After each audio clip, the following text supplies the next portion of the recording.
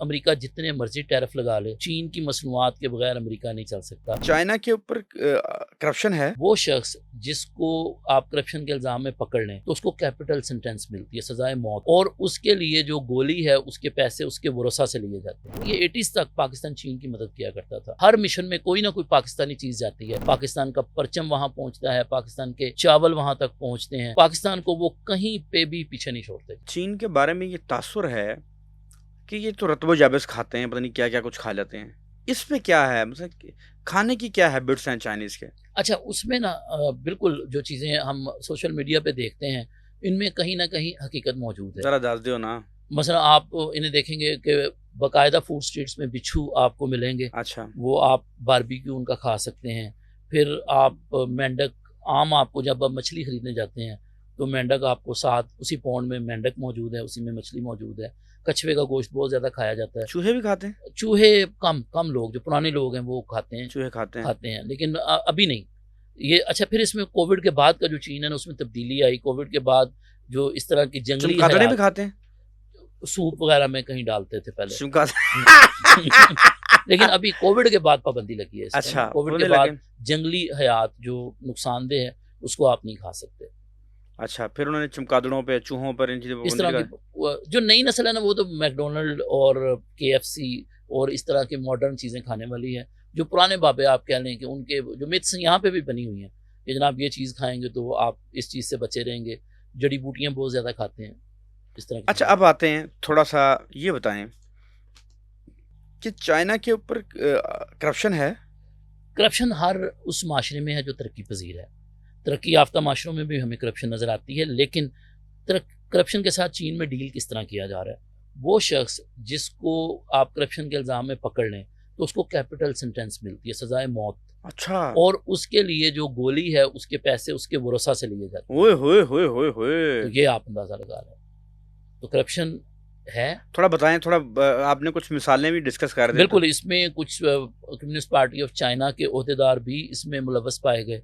फिर कुछ सरकारी ओहदेदार जिनमें बीजिंग के नायब मेयर थे, शंघाई के एक नायब मेयर थे, तो उनको बाकायदा तौर पे फिर जब गोली मारी गई तो उनके ड्राइंग रूम में खड़े करके गोली मारी गई सर में, और जो मुआद निकला वो दीवार पे यकीनन पीछे चिपका जाके, तो उसके आगे शीशा लगा दिया गया। शंघाई में हमने वो विजिट किया ड्राइंग रूम, अच्छा। तो जो नया बंदा उनकी जगह पे ओथ लेने के लिए आया उसको उस दीवार के साथ ओथ दिलवाया गया कि जनाब ये देखें, आपसे पहले ने करप्शन की थी, उसका ये इंजाम हुआ।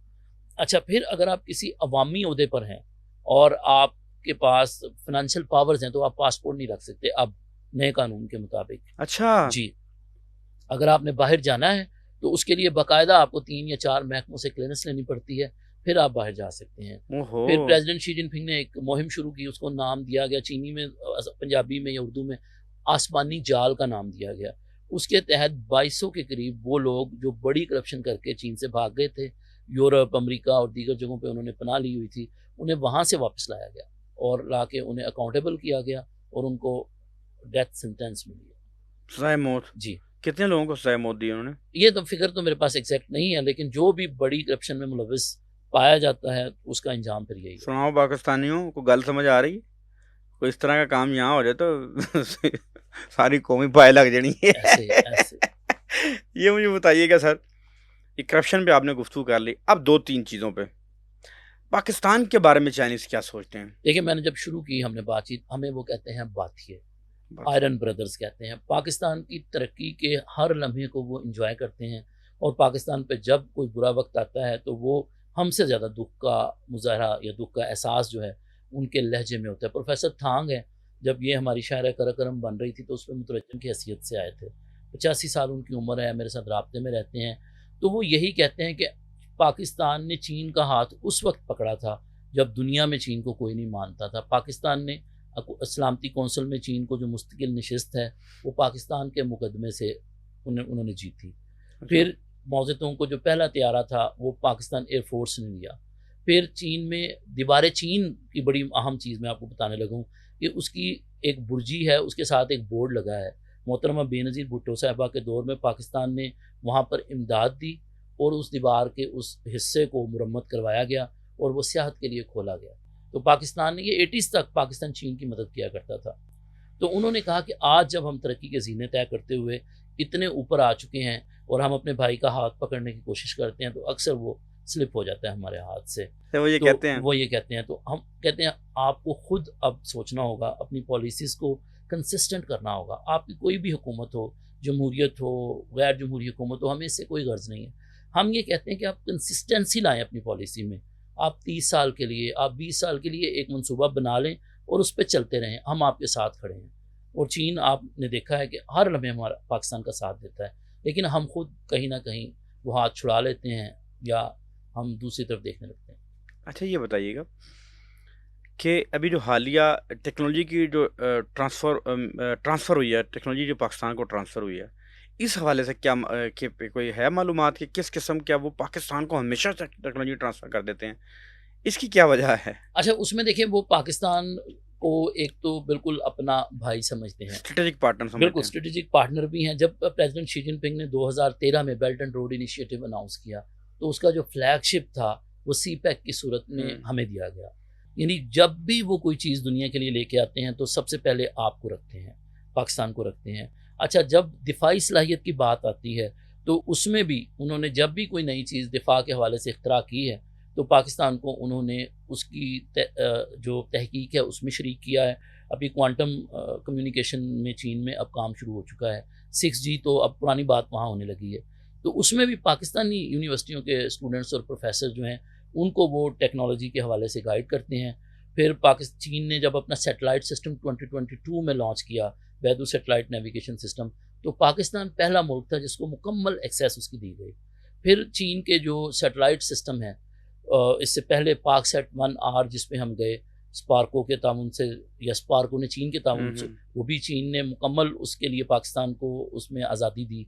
और यानी कोई भी रिसर्च ऐसी नहीं है जो पाकिस्तान के बगैर वहाँ पे अधूरी है। हत्ता कि चीन के जो चाँद की तरफ मिशन है, छांग 1 से लेके अब छांग 6 तक जा चुके हैं।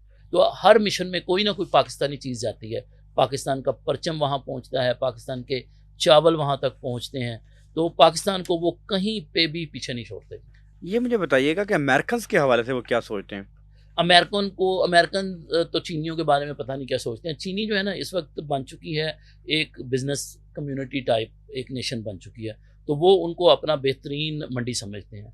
वो अमेरिकन जो मर्ज़ी कर लें, चीन ये समझता है कि वो उनकी एक ऐसी मंडी है जिसको वो छोड़ना नहीं चाहते। अमेरिका जितने मर्ज़ी टैरिफ लगा ले, चीन की मसनूआत के बगैर अमेरिका नहीं चल सकता। क्योंकि चीन ने 1980 में जब WTO का रुकन बना, तो उसके बाद सप्लाई चेन को इतना मजबूत किया है। अमेरिका ने अभी पाबंदियाँ लगाई थी, तो वहाँ उनकी खुद चीखें निकल गई। उस सोयाबीन पे उन्होंने बैन किया कि चीन को हम नहीं देंगे, तो उनके किसान रुल गए वहाँ पे। तो अब टेस्ला जो है चीन का अमेरिका का एक आप समझ लें फेस है। तो टेस्ला की सबसे ज़्यादा गाड़ियाँ शंघाई में बनती हैं। अच्छा, ये बताइएगा ज़ुबैर साहब कि चाइना में जो तिजारत है, मुझे एक दिन आप डिस्कस कर रहे थे कि यार वो तो तारिक साहब वो एक एक यूनिक ही लोग हैं। तजारती तरक्की क्या ट्रेड कैसे हो रही है? तजारती मंडियाँ कैसे हैं? थोड़ा समझाइएगा उनका सप्लाई चेन कैसा है? अच्छा, सप्लाई चेन का ये आलम है कि चीन में जो भी चीज़ बनती है वो मुकम्मल तौर पर मेड इन चाइना है। अच्छा, फिर जैसे अगर टेलीफ़ोन है तो एक गाँव या जो हमने टाउनशिप की बात की थी वो सिर्फ़ टेलीफ़ोन बना रहा है। एक टाउनशिप अगर सिगरेट बना रहा है तो वो सिर्फ़ सिगरेट बना रहा है। फिर इन सब को उन्होंने मंडियों के साथ जोड़ा है कि जो करीबी शहर है वहाँ पर एक मंडी मौजूद है और उस मंडी को सड़कों के ज़रिए रेल नेटवर्क के साथ जोड़ा है और रेल नेटवर्क जो है इनका यूरोप तक पहुँचता है कि अगर आज बीजिंग में एक चीज़ बनी है तो वो आफ्टर 15 डेज़ यूरोप की मंडियों में होगी बाय ट्रेन। तो इनकी मैन्युफैक्चरिंग सस्ती, उस मैन्युफैक्चरिंग को लेके जाना सस्ता और यूरोप तक और बड़ी मंडियों तक पहुंचाना सस्ता।